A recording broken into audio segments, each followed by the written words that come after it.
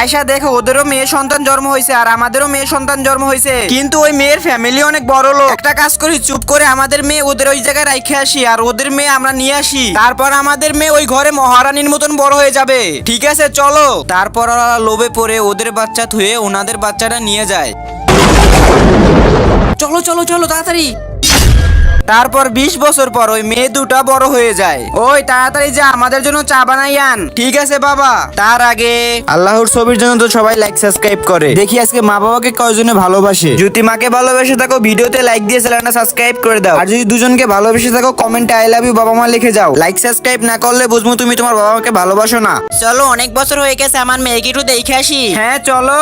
আরে কত সুন্দর আর কত বড় ঘর আমার মাইয়ার। এই তোমরা কারা? পারমিশন ছাড়া এই ঘরের ভিতরে কেন ঢুকছো তোমরা? গরিব লোক কোথাকার, পারমিশন ছাড়া ঘরে ঢোকে? তোমাদের কোনো সামর্থ্য আছে এরকম একটা ঘরে ঢোকার? চলো বাইরে ওখান থেকে। ফকিন্নি মুকিন্নি সব এই জায়গায় চলে আসছে। সত্যি কথাই লোভে পড়তে নাই। চলো তাড়াতাড়ি বাইরে হয়ে যাও, আজকের পর থেকে আর এই জায়গায় তোমাদেরকে দেখি না। তাড়াতাড়ি চলো।